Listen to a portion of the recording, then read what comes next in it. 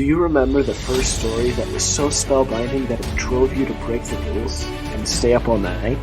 To keep reading, keep listening, keep playing? So good you forgot your life and lived there? So good that the moment it ended, you asked yourself, what next? Welcome to the floor.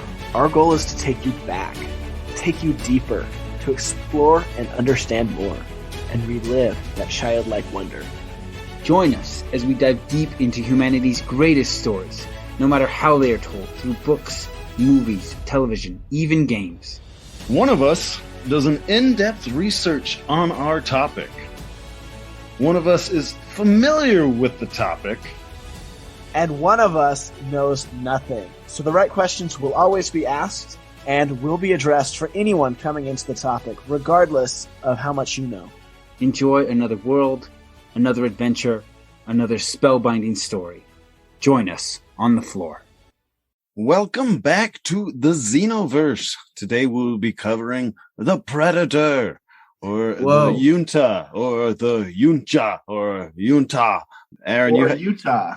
Or Utah. It's kind of like you're saying Utah with an accent. The internet debates, right? How do you say this name that they have for themselves? So is this a creature feature, or are we talking like at the beginning of the movie? What is this? So we're going to talk about the movie, and then we're going to talk about the creature themselves. Also, technically, isn't this like Xenoverse with an asterisk?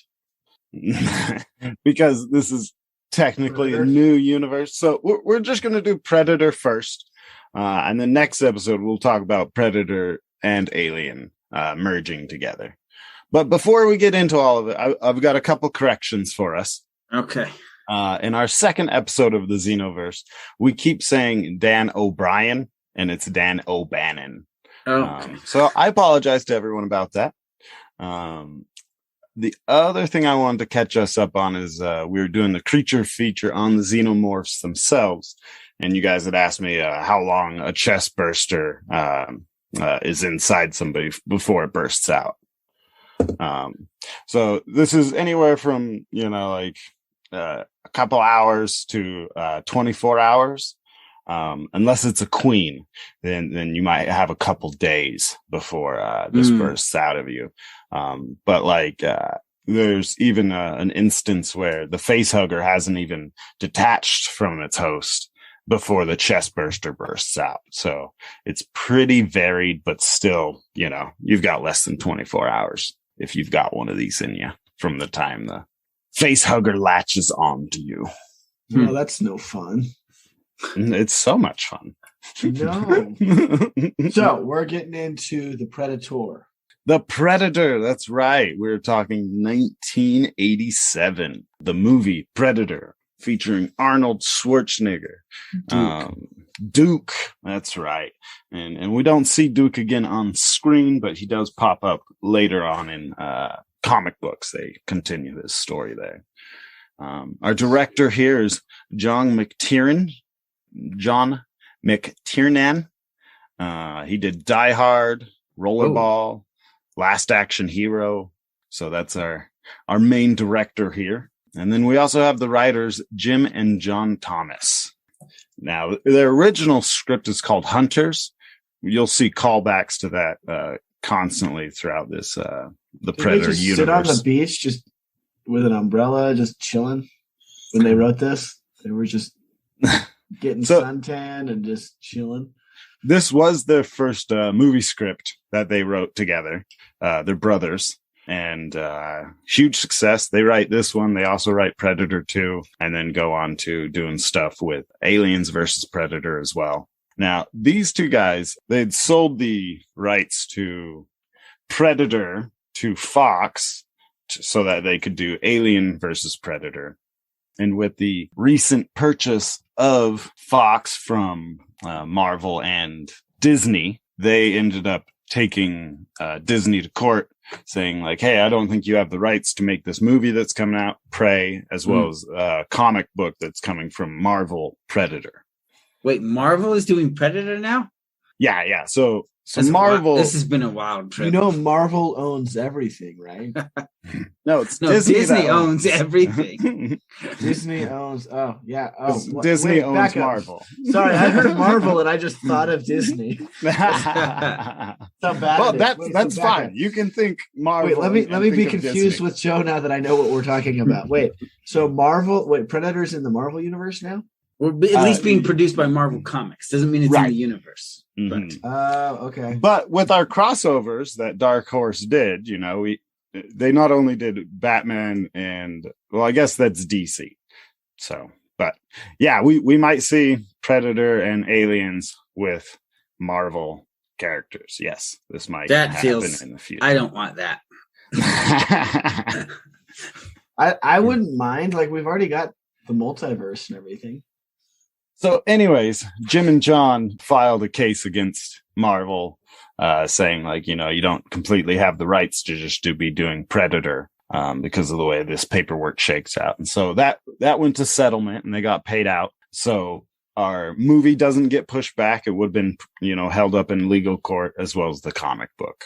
So that's something recent that's happened with them. They settled. Right.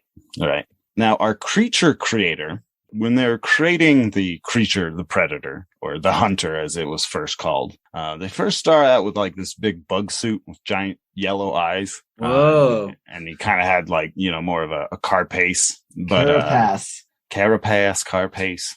What would you call it, Joe? Carapace. Carapace.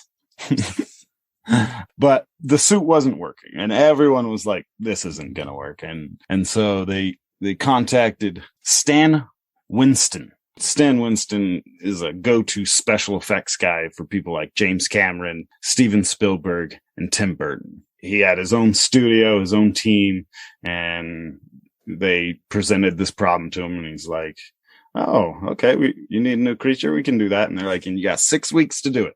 He's like, oh, we have to work double time. So they had to work real hard to get him all put together. The main inspiration for the current Predator we have was off of one of the producers' wall, had a painting of a Rastafarian warrior. And that's where they... Yeah, immediately you see that. Be like, oh, yeah, that's where they got it.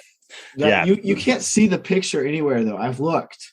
Yeah, I can't find this picture. And you can't even believe that that's true because everyone's like, yeah, this is what I saw and that's what I think of. It's like, well, can you show us what you saw? No, but I did see it. In the Rastafarian religion, the dreadlocks, they don't like combs or anything like that as part of their religion. And dreadlocks show your wisdom and your dedication to that spiritual belief. And so that's kind of where we get the tentacles on the Predator's head.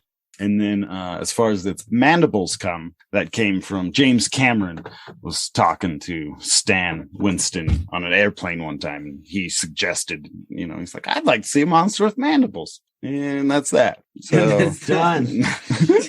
And so eventually we get our Predator that we have today.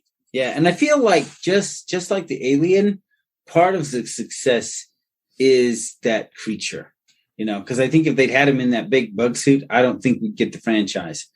But, the tentacles, as he moves, right? You see those things. It's a very cool look. Like, as much as he is a monster, he feels less monstrous and more just like a hunter, right? Yeah. Yeah, Mhm. like a terrifying but intelligent being. Yeah. Kind of like a sphinx. Yeah. Or something like that on that Like- caliber. Or a just- manticore. Manticore, exactly. Something Yeah. terrifying. You feel less like you're fighting a monster and more like this is just a creature from a different planet. It is intelligent, it has technology, it is capable. No. When we compare it to a manticore or a sphinx, it's like this is something that is greater in power Yes. and in intellect, in everything. Yes. That's why it's so Abilities. cool and scary, and that's why it has its franchise. Yeah. Because it's just something else. And I agree with you. If it was just a bug, it would have been more or less just like Alien, which is cool in its own way, but we already have Alien. Part of the inspiration for the script that they wrote was after Rocky IV big success. This was a $28 million movie that got sold over 300 million. So it was this huge success. And I remember growing up, my friend's mom trying to tell me the impact that Rocky IV had. She was in Mexico and she couldn't really read Spanish quite yet.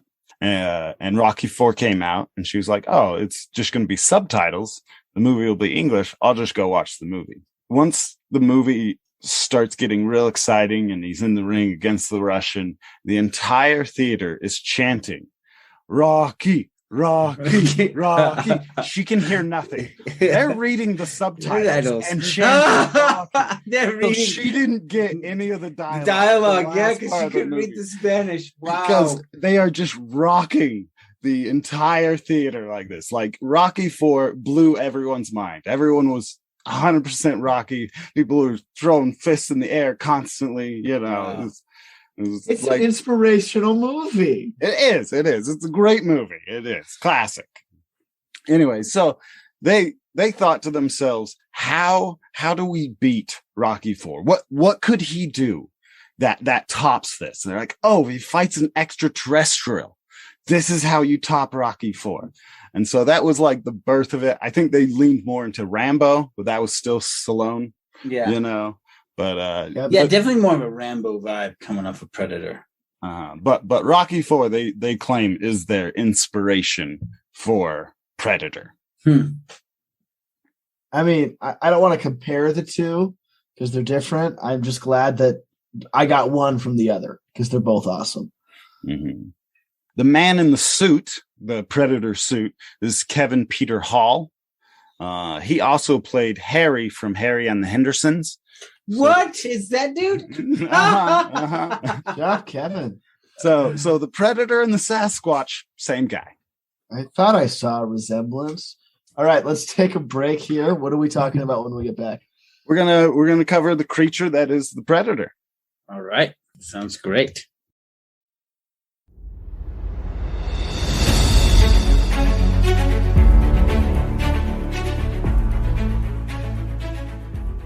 Okay, so we have been mentioning at the end of our episodes recently about the treasure room, how, as Aaron likes to describe it, in the floor we go deep into things, but in the treasure room we kind of go wide. And we wanted to give people who have never been in the treasure room a little bit of a sample. So going forward, we'll probably be putting in little bits and pieces here. So here is a small clip from the treasure room. We hope you enjoy it and are interested in learning more in there. So there's a moment, I think it's the 16 and 1700s. No, it's the late 1400s and the early 1500s. So this is under the reign of Queen Elizabeth of England and kind of stepping forward. And so what happens is the printing press is getting bigger and more things are being printed. Among them, there are artist renditions of people. So Queen Elizabeth is kind of the last ruler who gets away with this. And that is that the rulers and monarchs and religious leaders across Europe, oftentimes people in these really high positions would try to dress in almost otherworldly appearance, right? So that when you met the Queen of England for the first time, it didn't feel like you were meeting another human being, that they were something beyond.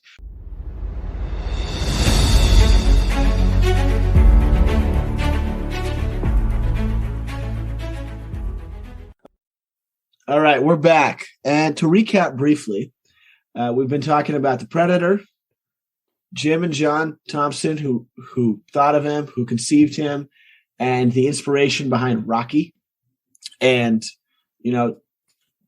Rocky IV, and the transition from that to the Predator. And we actually talked about Rastafarian warrior painting, which is what they got the design from. So we've got all this different designs and cultural things that they've taken from to build this wonderful, wonderful movie. If you haven't seen it, watch it. It's very good. Definitely. And now we're going to be talking about the Predator itself and the physiology. Mm-hmm. Let's get into what a predator is and why it's important to get to the chopper. So the Junta is what I'm going to land on, because I'm going to go for the J as an H on this one. They're 7 feet or taller. They're kind of reptilian with some quills on them. Original drawings of them, the tentacles coming from the head were going to be more like quills shooting off the back of them, but they went for more of porcupines. Kind of a reptilian porcupine, but you'll still see they have like quills where like we might have like chest hair and things like that. Whoa! Would not want to cuddle with one of those. No, these are not cuddly animals. Neither are the xenomorphs. You know, Xenomorphs, you could probably argue, but just kidding. Just don't prick them. So, because they're reptilian, they are kind of cold-blooded, and that loose netting you see on them, that's actually a temperature and humidifier for their bodies. That's a suit. Loose netting? Yeah, they wear like a really open netting as like clothing on them. Oh yeah, okay, yeah. Mm-hmm. I remember that. Yeah. So that is uncomfortably warm for people, humans, to wear. So they're cold-blooded, but they actually like a temperature warmer than we do. Interesting. Yeah. That's an interesting combination. They do give live birth. They don't lay eggs like some reptiles do. How long does it take for them to reach adulthood? That's around 50 or 60 years old. Really? So they spend a lot of time training, I'd imagine, as they grow up. And part of this is in their culture, you're one of two things. You're either blooded or unblooded. So is that like the tiers? There are tiers once you become blooded, but blooded basically means you killed a xenomorph and you took some of its blood and you mark your forehead, and that shows that you are blooded. And so this is humans don't count. You got to kill a xeno. Yep. Yeah. You got to melt your head a little bit with that acid. Blood on there just doesn't do anything. Yeah. They have super strength. You can see them breaking metal guns with their bare hands, punching through concrete. They can jump up to 3 times their height. They can land 10 times their height. So that'd be like a 6-foot man falling 60 feet and landing on his feet just fine. They have the bioluminescent green blood, and this has life-giving properties. And this is part of their long lifespan. They can live over 1,000 years. So when you say it has life-giving properties, like the blood is like a superfood on its own? Like if I didn't have any food, I could just subsist off of predator blood. It's not so much food. It's more like if you had, let's say, cancer, or you were about to die or something, that blood would cure you. I wonder if it is like super steroids too. If you mix it in with some D-ball, if it has some positive effects.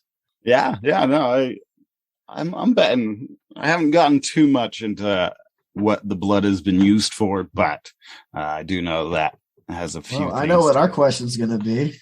But it also neutralizes the acidity of xenomorph blood, which is why they can just scarify themselves with it without risking throwing off the pH of your own blood system and dying. Yeah. So it's powerful blood. It's like a neutralizer almost. Yeah. Among so what you're saying is when we fight the aliens, we need to be like somebody's got to have like a giant like super soaker filled with predator blood. Yeah, just hose them down with it. Well, and we're getting off topic because this is the conversation I want to have. It's true. This is a treasure room conversation. In our treasure room, but this is all I'm going to say. I would want to create super soldiers from that blood. Anyways, continue, Eli.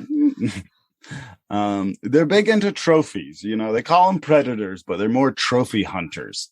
And this is their whole culture. So they'll have these walls of trophies of the kills that they have. And that's their social status.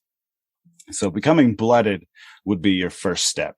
And then they like to collect the skulls of things they've hunted, and mount them on a wall and show them off to the other predators. And if you have a more impressive wall, you are superior to the other predator or Yunta. Or Hishkutan. That was another one. Right. Hishkutan. We didn't talk about that earlier, but apparently Hishkutan, like according to their tongue, means taker of lands. Taker of lands. Yeah, so that's what they do. So as far as like a tier system of how you become a more superior and superior Junta is first you become blooded, then you get a xenomorph skull, then you get a xeno queen skull, and then after that, if you can gather 3 xenomorph queen skulls, then you're in the top tier elite, and then you can go on to collecting an empress skull, which is the ones who kind of help monitor a group of queens to unify multiple Okay, so lives. I have a question there. So what is it doing hunting humans? That is part of their training program. The ones that are hunting. Are those adolescents? That's so funny. They're not even here to really hunt us. Be like, you just got to learn before you fight the things that could really hurt you. So this is like, you know, when you hand a kid a blade and you want to teach him how to whittle, so you give him a piece like a stick. I imagine these predators were just given this armor. It's like, so if you want to go learn how to use it, just go hunt these little creatures. They're kind of going to fight back, but it's not really going to be any trouble. So just go have some fun. Shoot the weapon. Scout camp. It's Everybody camo. gets a hatchet. Go bring back some wood. Yeah, exactly. Same thing. Go scout camp. Everybody go kill some humans. Right. So this is part of their program of your training your unblooded warriors, your youngins, and you have them fight humans or other races. What they do is they have these different hunting grounds, right? And Earth is one of them.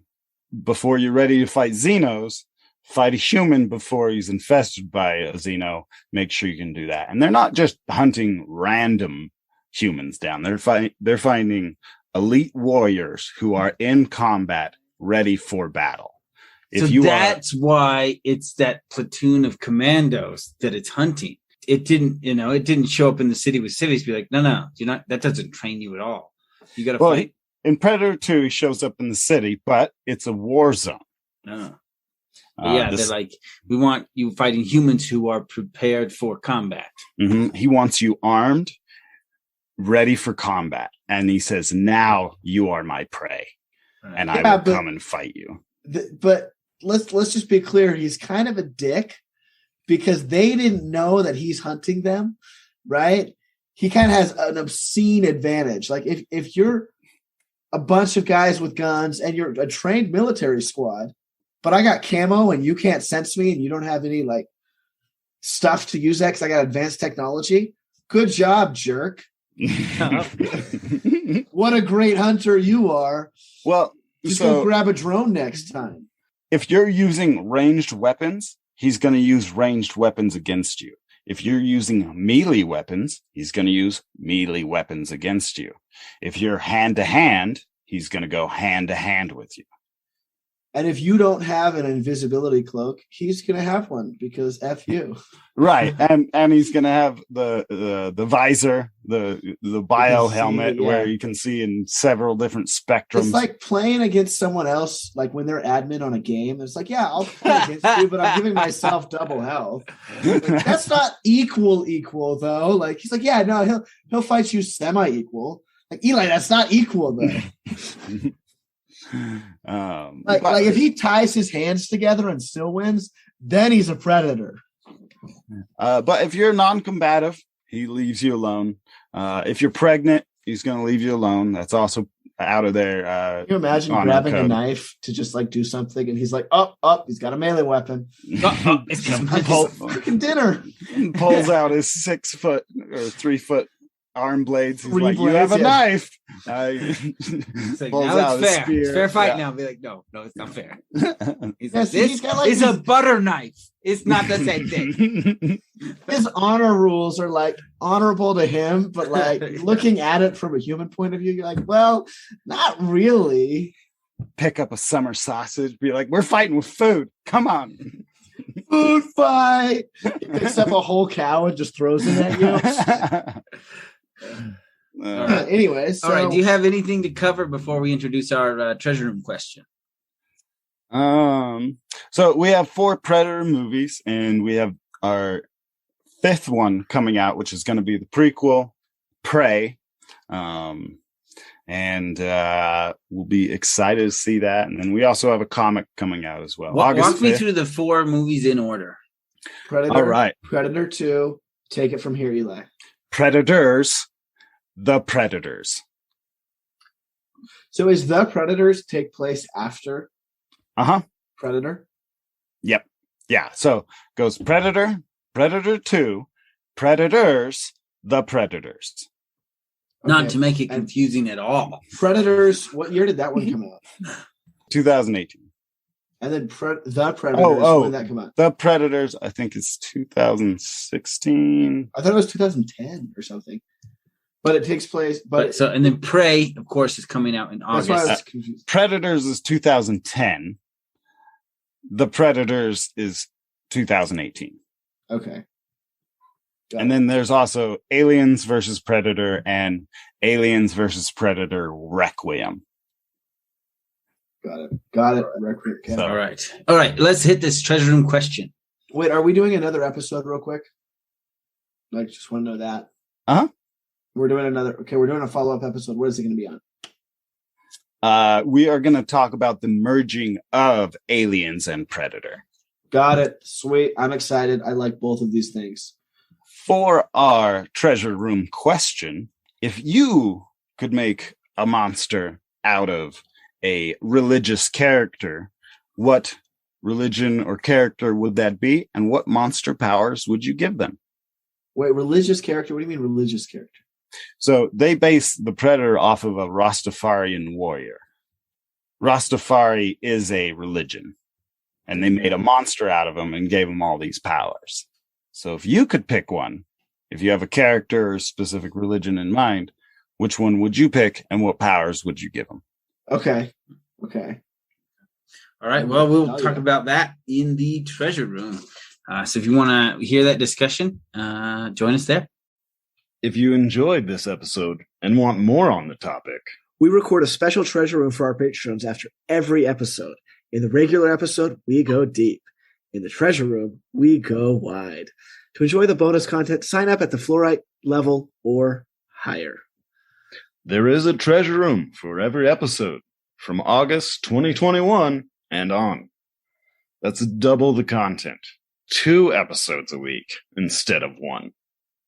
Go to www.patreon.com/floor, fantasy and lore. That's floor spelled FLORE. Select the fluorite tier or higher. Immediately after each episode is released, the treasure room will post the bonus audio on Patreon. They are identified by the tag treasure room after and the title of the episode. You can also do a search for the keywords treasure room and find all the content you've been missing. Thanks for listening. Leave us a review. Tell us why you like listening to us. Is it our awesome deep dives? Is it our amazing back and forth? Is it our charming good looks? What would you like us to add or change? You can put that in the review as well. We read reviews.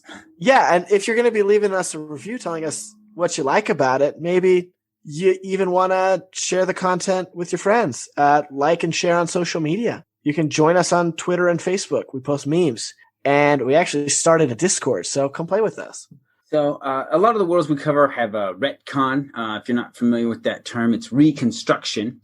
Or sometimes we might use a bad source for some of our lore research. And if that happens, feel free to email us at floorfantasyandlore@gmail.com. That is floor spelled FLORE, fantasyandlore@gmail.com. And if you're angry enough, we'll read it on the air. Yes, we will. Also, the treasure room is now available. We have locked a few secrets for everything we cover in there. And each week we add more. And you can find the treasure room on patreon.com/floor, fantasy and lore. And how do you spell that, Aaron? That's lore with an F at the beginning. So it sounds like floor, but it's not the floor you're thinking because it's our floor. We hope you enjoyed your time on the floor. Think about your favorite part of the episode. Now, think about your nerdiest friend. Who is it? What is their name? They want to know about the floor. Stop holding out on them. Go and tell them about your favorite part. Because all of this is more fun together.